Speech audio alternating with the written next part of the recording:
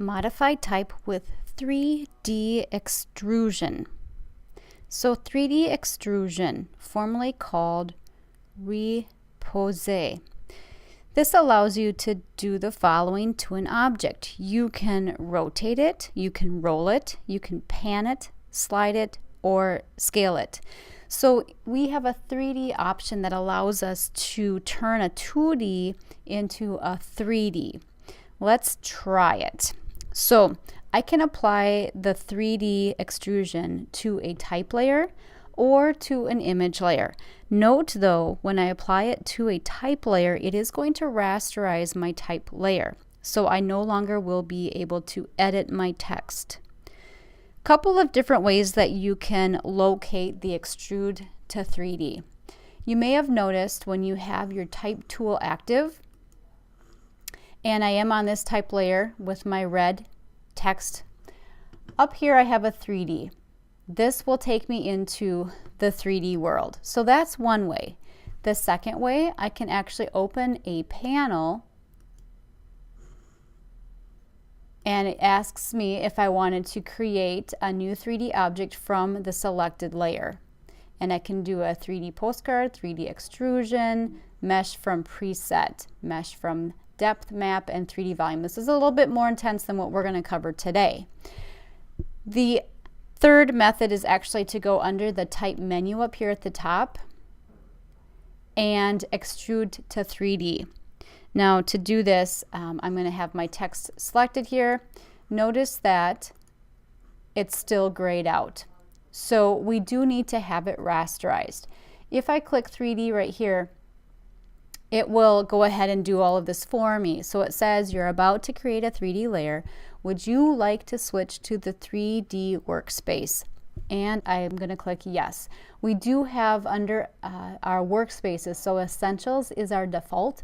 There is a 3D workspace saved for you, and what that workspace does is eliminate some of the tools that are not needed, and it opens up the panels that are needed. I'm going to click yes.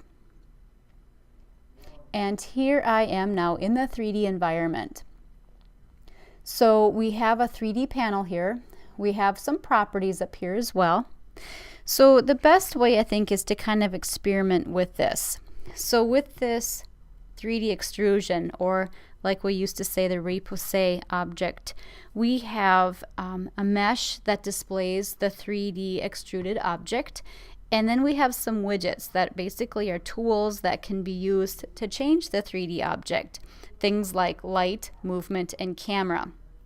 So we have 5 sides to which these material presets can be applied to my 3-dimensional object. Down here in the layers panel, we have environment, we have scene, we have current view, we have light, we have type, which is my type layer, we have default camera. So the tools that I would tend to start with first are over here. We do have some at the top, such as the rotate the 3D object. We have the roll the 3D object, drag the 3D object. We have a slide the 3D object, and then we have scale.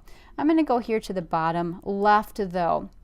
So we have orbit the 3D camera, we have pan the 3D camera, and we have dolly the 3D camera. So if I dolly it, basically it's as though you're looking through the camera and what you're seeing, and that's the viewpoint that you're saving on your document. So you can come in closer or you can move it further away.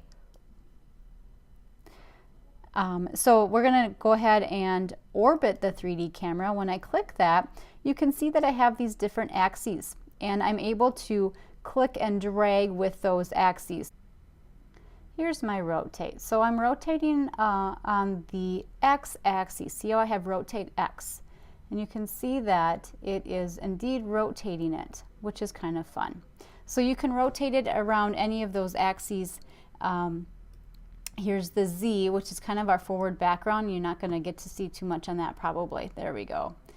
So the X is though you're shaking your head no, the Y is as you're shaking your head yes, and the Z is if I'm walking forward and backwards. So you can see the mesh here and what's happening. I'm going to get a view that's something like this. So that then we can go to our light source.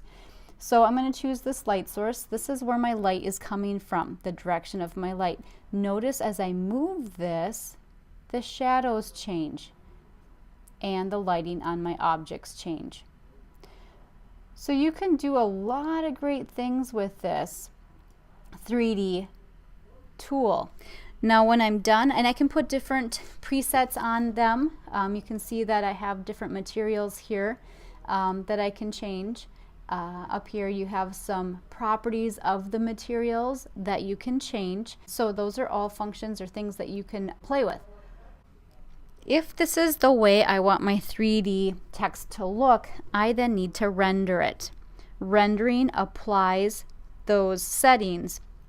And I'm going to click on the button here at the bottom of my 3D panel that's called render. And when I do this, the render process starts. You can press escape to get out of it. You notice that I get these marquee boxes going throughout my document, and that's the render process. It's rendering segments of this three-dimensional extrusion. This may take a while depending on your machine. You may have to sit and wait for a little bit, but once it's done, you'll notice that I will then go back to layers and you'll see what has happened to my layer. So you can see what happens to the layer here in the layers panel. I get a indicator that this now is a 3D object. When I have this layer active, notice that I see my mesh grid indicating that I'm in a 3D world. Now if I click on a different layer, that goes away. So that only is associated with my 3D object. I want to make note, this is fairly simple as far as 3D. There's not a lot happening here. This took approximately 30 minutes to render.